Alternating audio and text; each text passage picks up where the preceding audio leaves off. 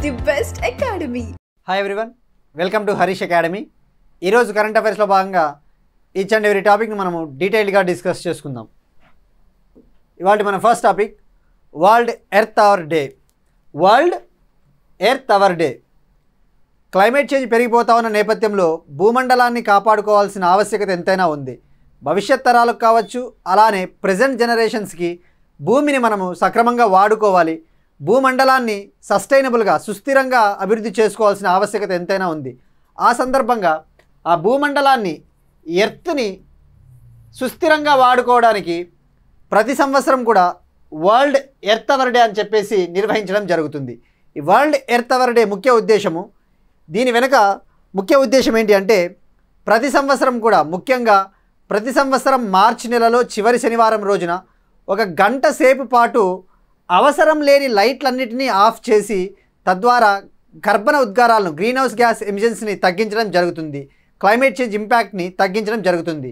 ఆ world earth hour day ఉద్దేశము ఇదే అని చెప్పవచ్చు. అయితే ఈ వరల్డ్ ఎర్త్ అవర్ డేని తొలిసారిగా ప్రవేశపెట్టింది 2007లో ఆస్ట్రేలియాలోని సిడ్నీలో నిర్వహించడం జరిగింది.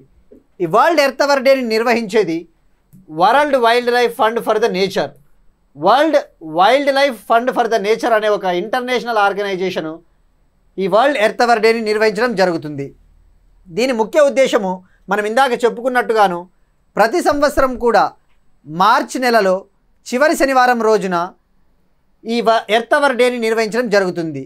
ఈ ఎర్త్ అవర్లో భాగంగా ఒక గంట సేపు అనగా సుమారుగా 8:30 PM నుంచి 9:30 PM వరకు ప్రతి సంవత్సరం ప్రపంచవ్యాప్తంగా రాత్రిపూట్ల 8:30 నుంచి 9:30 వరకు ఒక గంట సేపు అవసరం లేని లైట్లన్నిటినీ ఆఫ్ చేయడం జరుగుతుంది.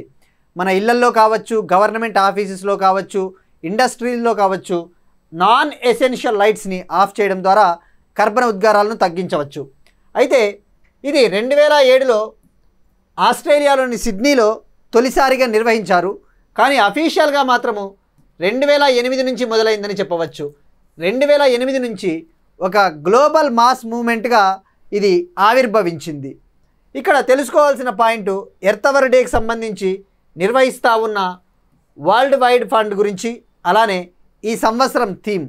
ఈ సంవత్సరం మరి మార్చ్ 3వ శనివారంలోనే మనం ఎందుకు జరుపుకుంటా ఉన్నామంటే ఇంకా చివరి శనివారం రాలేదు.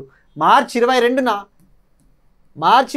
ఈ సంవత్సరం ఎందుకు జరుపుకుంటున్నామంటే ఈ సంవత్సరము world water day, United nations నిర్వహిస్తూ ఉన్న అంతర్జాతీయ నీటి దినోత్సవం సందర్భంగా కోయిన్సిడెన్స్గా ఉంటుందని చెప్పేసి ఇవాళ మార్చి 22నే ఎర్త్ అవర్ డేని నిర్వహించడం జరుగుతూ ఉంది. ఇక్కడ వరల్డ్ వైడ్ ఫండ్ గురించి తెలుసుకోవాలి. World wide fund for the nature అనేది ఇది ప్రపంచంలోనే అతిపెద్ద కన్జర్వేషన్ ఆర్గనైజేషన్. దీని ముఖ్య ఉద్దేశము ప్రపంచవ్యాప్తంగా ఉన్న వైల్డ్ లైఫ్ని కన్జర్వ్ చేయాలి, వైల్డ్ లైఫ్ని రక్షించాలి, అలానే పర్యావరణాన్ని రక్షించాలన్న ఉద్దేశంతో 1961లో ఏర్పాటు చేశారు. ఇదొక ఇంటర్నేషనల్ ఎన్జిఓ. దీని హెడ్ క్వార్టర్స్ వచ్చేసి స్విట్జర్లాండ్లోని గ్లాండ్ పట్టణంలో దీని హెడ్ క్వార్టర్స్ ఉంది. So this is about earth hour 2025. ఇప్పుడు next topic Stockholm water prize. స్వీడన్కు చెందిన స్టాక్హోమ్ వాటర్ ఫౌండేషన్ మరియు royal Swedish academy of sciences వాళ్ళు ఎవ్రీ ఇయర్ కూడా ఎవరైతే నీటి వనరులకు సంబంధించి, వాటర్ రిసోర్సెస్కి సంబంధించి రీసెర్చ్, పరిశోధనలు ఎవరైతే కృషి చేసి ఉంటారో అటువంటి వాళ్ళకి ఈ అవార్డు ఇవ్వడం జరుగుతుంది. 2025 సంవత్సరానికి కానీ స్టాక్హోమ్ వాటర్ ప్రైజ్ని గంటర్ బ్లాషల్ అనే వ్యక్తికి ఈ అవార్డు లభించింది. ఈయన యూనివర్సిటీ ఆఫ్ వియన్నాలో ఒక ప్రొఫెసర్గా పనిచేస్తూ ఉన్నాడు. ఆస్ట్రియా దేశానికి చెందినవాడని చెప్పవచ్చు. స్టాక్హోమ్ వాటర్ ప్రైజ్ మరి ఈయనకు లభించడానికి ముఖ్య కారణము ఈయన ముఖ్యంగా ఫ్లడ్ వాటర్ రిస్క్స్, వరద ముప్పులకు సంబంధించి అంచనాలు వేశాడు. అలానే నీటి వనరులను సమర్థవంతంగా ఏ విధంగా వాడుకోవాలనే దానిపైన పరిశోధనలు చేసినందుకు గాను ఈయనకి అవార్డు దక్కింది. ఇక్కడ గుర్తుపెట్టుకోవాల్సింది ఈయన పేరు గంటర్ బ్లాషల్. నెక్స్ట్ వన్ దేశాలకు సంబంధించి ప్రెసిడెంట్స్ నియామకం. ఆఫ్రికా దేశమైన నమీబియాకి తొలిసారిగా ఒక మహిళ అధ్యక్షురాలిగా నియమించబడింది. ఆమె పేరు నెటుంబో నాండి ఎండైట్వాహ్. నెటుంబో నాండి ఎండైట్వాహ్. ఈమె తొలిసారిగా నమీబియాకి అధ్యక్షురాలిగా ఎన్నికైంది. ఒక మహిళ తొలిసారిగా అధ్యక్షురాలిగా ఎన్నికైంది. అయితే ఈమె ప్రత్యక్ష విధానంలో ఎన్నుకోబడింది, అనగా డైరెక్ట్ ఎలక్షన్ ద్వారా. ఈ ఆఫ్రికా ఖండంలో డైరెక్ట్ ఎలక్షన్ ద్వారా ఎన్నుకోబడిన రెండవ మహిళ. నమీబియాకు మాత్రము తొలి అధ్యక్షురాలిగా చరిత్ర సృష్టించింది. ఈమె ముఖ్యంగా నమీబియా దేశంలో శ్వేత జాతీయులకు వ్యతిరేకంగా పోరాటం చేసింది. వలస పాలనకు వ్యతిరేకంగా ఈమె పోరాటం చేసింది. నమీబియాలో సుమారుగా 30 లక్షల మంది జనాభా ఉన్న నమీబియాలో శ్వేత జాతీయులు కేవలం 1.8% మాత్రమే. అయితే అక్కడ సుమారుగా 70% భూములు ఈ శ్వేత జాతీయుల ఆధీనంలోనే ఉన్నాయి. అందుకు వ్యతిరేకంగా ఈమె పోరాటం చేసింది భూమి హక్కుల కోసం నమీబియాలో. ఈమె South West Africa People's Organisation అనే పార్టీకి supporter. South West Africa People's Organisation పార్టీకి చెందిన ఆమె అని గుర్తుపెట్టుకుంటే సరిపోతుంది. ఇప్పుడు ఒక క్వశ్చన్ చూద్దాం. నిన్న మనము ఇండియా ఏఐ మిషన్ గురించి తెలుసుకున్నాం, అలానే ఒక బుక్ గురించి కూడా తెలుసుకున్నాం. ఇండియా ఏఐ మిషన్ కోసం ఎంత బడ్జెట్ కేటాయించబడింది, అలానే భారత హాకీ జట్టు 1975 ప్రపంచ కప్ విజయంపై ఇటీవల విడుదలైన పుస్తకం పేరేమిటి? ఈ రెండింటిని మనము డిస్కస్ చేసుకున్నాం. కామెంట్ సెక్షన్లో కామెంట్ చేయండి. నెక్స్ట్ వన్, సూడాన్లో జరుగుతూ ఉన్న అంతర్యుద్ధం గురించి. ఆఫ్రికా దేశమైన సూడాన్లో అంతర్యుద్ధము ముగిసిపోయింది. గత 2 ఏళ్లుగా జరుగుతూ ఉన్న అంతర్యుద్ధాన్ని ముగించి సూడాన్ ఆర్మీ ప్రెసిడెన్షియల్ ప్యాలెస్ని స్వాధీనం చేసుకుంది. ఇక్కడ మనం ఫోకస్ చేయాల్సింది సూడాన్ రాజధాని. ఈ అంతర్యుద్ధము ఇటీవల ఏ దేశంలో సంభవించింది, ఇటీవల ప్రెసిడెంట్ ప్యాలెస్ని ఏ దేశపు ఆర్మీ క్యాప్చర్ చేసింది అని చెప్పేసి అడగడానికి అవకాశం ఉంటుంది. ఇక్కడ సూడాన్ క్యాపిటల్ వచ్చేసి ఖర్టౌమ్.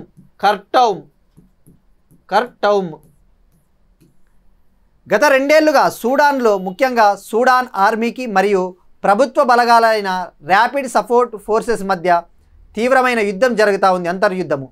వీళ్ళు ఇప్పుడు ఈ సూడాన్ ఆర్మీ వాళ్ళని ఓడించి వాళ్ళపైన డామినేట్ చేసి ఈ రిపబ్లికన్ ప్యాలెస్లో గవర్నమెంట్ మినిస్టర్సు, ప్రభుత్వ దళాలకు చెందిన ఆఫీసర్లంతా ఇందులో ఉంటారు. ఈ ప్యాలెస్ని క్యాప్చర్ చేసుకోవడం ద్వారా ఈ వార్కి కొద్దిగా ముగింపు పలికినట్టు అయింది. ఈ సూడాన్ అంతర్యుద్ధం కారణంగా సుమారుగా గత 2 ఏళ్లలో సుమారుగా 28,000 మందికి పైగా ప్రజలు మరణించారని చెప్పేసి కూడా ఈ అంతర్యుద్ధం ద్వారా తెలిసింది.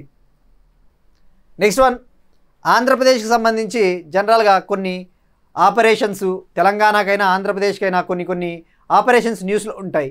ముఖ్యంగా నార్కోటిక్స్ డ్రగ్స్ పైన కావచ్చు, లేదంటే సైబర్ క్రైమ్స్కి సంబంధించి కొన్ని రాష్ట్రాలు కొన్ని ఆపరేషన్లని లాంచ్ చేస్తూ ఉంటాయి. అటువంటిదే ఆంధ్రప్రదేశ్ ప్రభుత్వము ఆపరేషన్ గరుడ అని చెప్పేసి ఒకటి లాంచ్ చేసింది. మెడికల్ షాపుల్లో ఇల్లీగల్గా ఏవైనా డ్రగ్స్ అమ్ముతూ ఉంటే, డాక్టర్ ప్రిస్క్రిప్షన్ లేకుండా ఇల్లీగల్ మెడికల్ డ్రగ్స్ అమ్ముతూ ఉంటే అటువంటి మెడికల్ షాపులపైన రైడ్స్ చేసి వాటిని స్వాధీనం చేసేందుకు గాను ఆపరేషన్ గరుడాని ఆంధ్రప్రదేశ్ ప్రభుత్వం లాంచ్ చేసిందనే విషయాన్ని గుర్తుపెట్టుకుంటే సరిపోతుంది.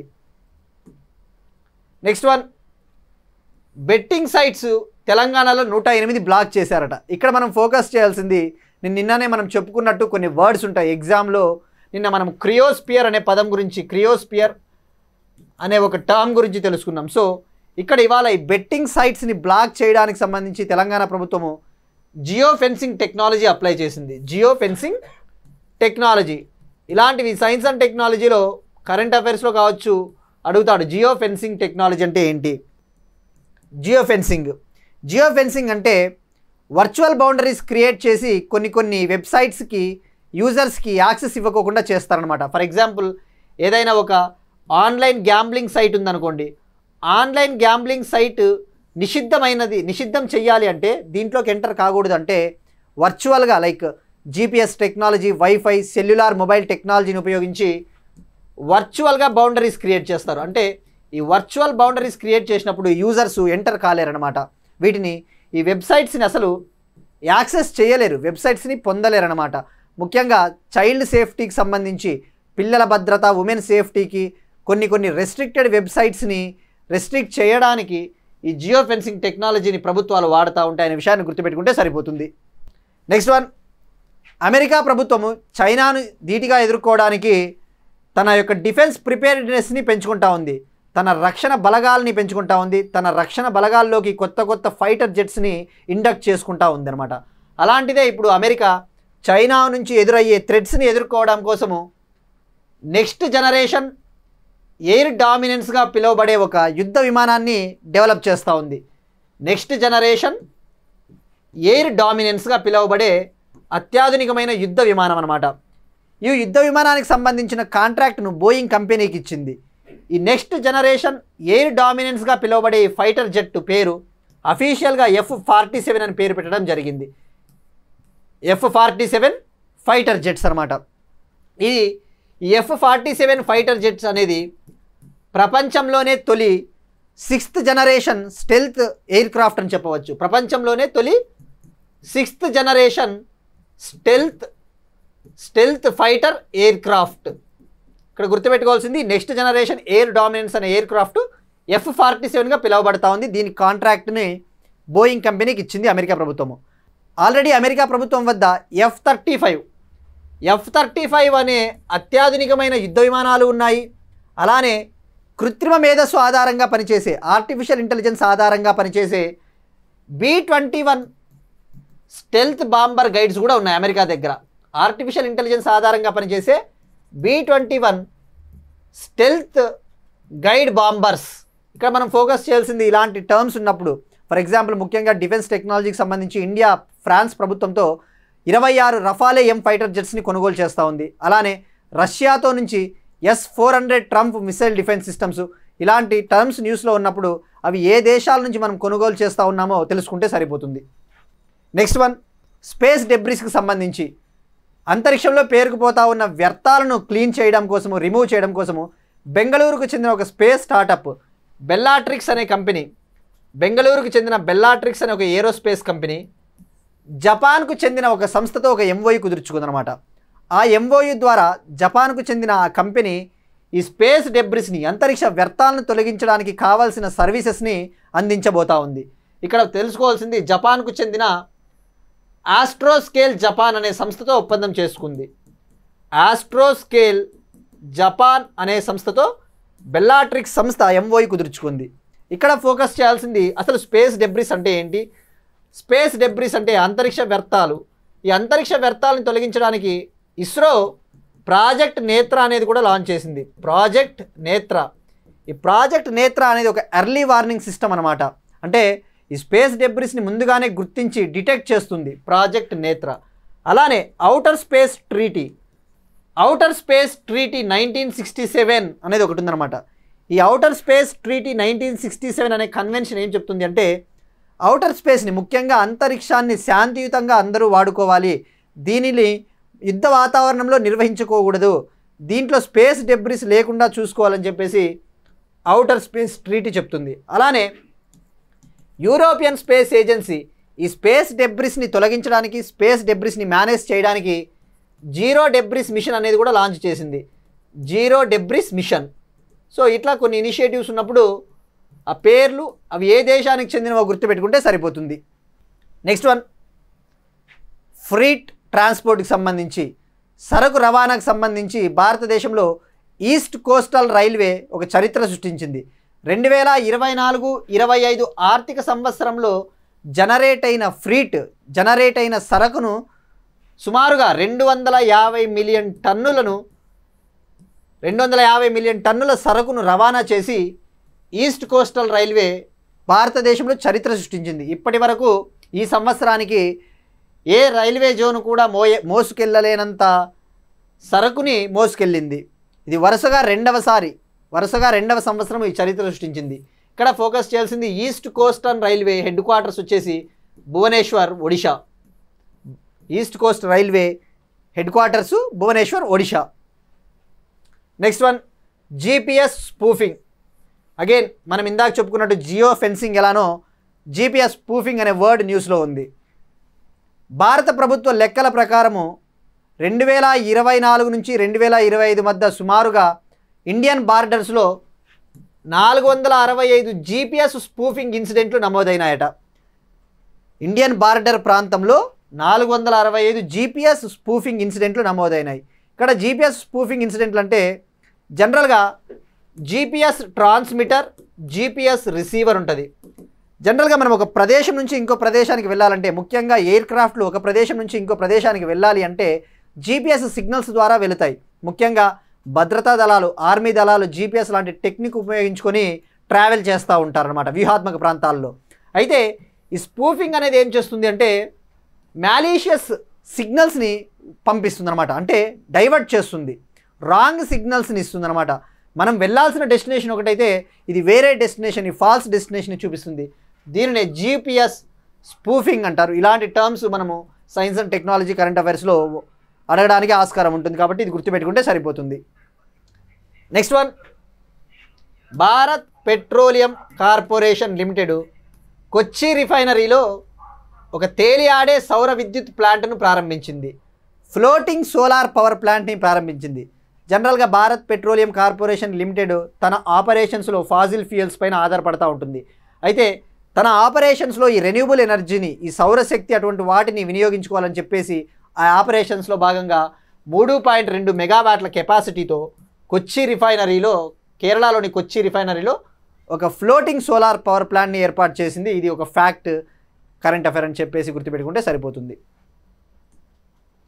Next one, squad alliance.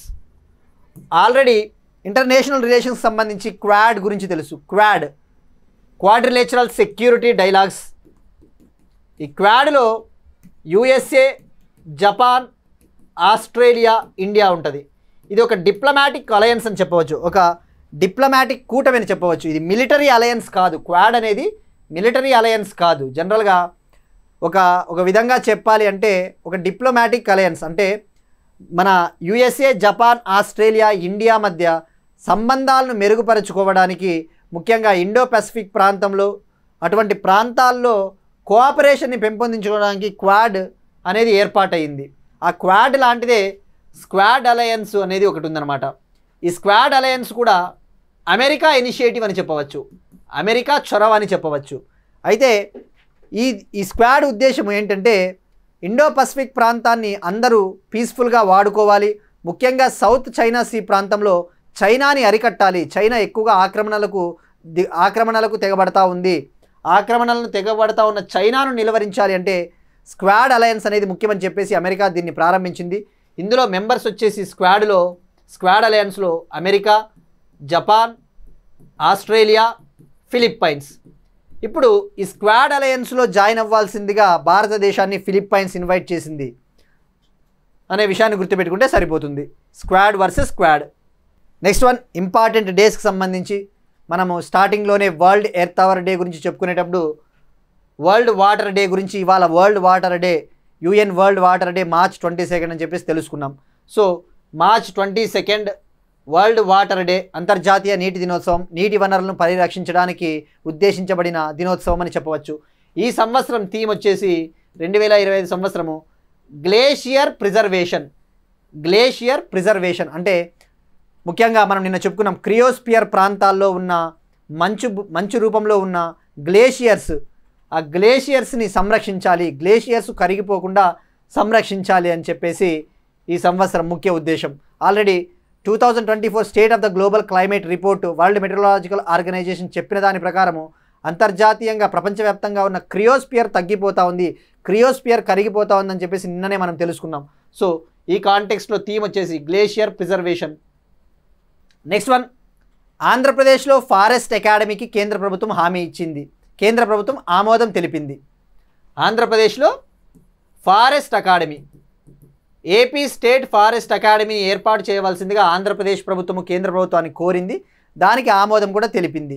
ఈ ఫారెస్ట్ అకాడమీ ముఖ్య ఉద్దేశం వచ్చేసి అడవుల్ని రక్షించాలి, అడవుల్లో ఉన్న వైల్డ్ లైఫ్ని రక్షించాలని చెప్పేసి ఈ ఫారెస్ట్ అకాడమీని ఆంధ్రప్రదేశ్ ప్రభుత్వము తూర్పుగోదావరి జిల్లాలోని దివాన్ చెరు అనే ప్రాంతము వద్ద ఏర్పాటు చేయబోతా ఉంది.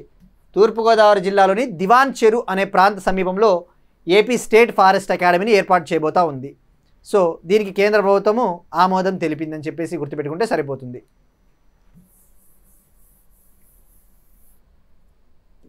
That's it, these are today's current affairs. మనం ఒకసారి క్విక్గా రీక్యాప్ చూద్దాం.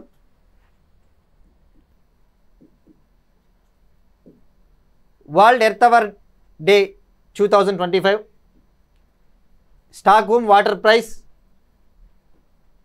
నమీబియా మొట్టమొదటి అధ్యక్షురాలిగా నెటుంబో,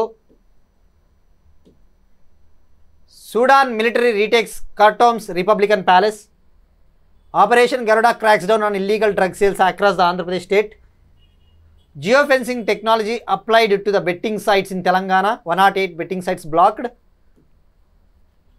F-35B-21 స్టెల్త్ బాంబర్లకు మించి అత్యాధునిక యుద్ధ విమానం తయారీలో అమెరికా, స్పేస్ డెబ్రిస్ను నివారించడానికి బెంగళూరుకు చెందిన బెల్లాట్రిక్స్ ఏరోస్పేస్ కంపెనీ మరియు జపాన్కు చెందిన ఆస్ట్రోస్కేల్ జపాన్ ఒప్పందం, east coastal railway becomes first railway zone in India to load 250 million ton originating freight in FY 24-25, GPS spoofing, Kochi రిఫైనరీలో తేలియాడే సౌర విద్యుత్ ప్లాంట్ను ప్రారంభించిన BPCL,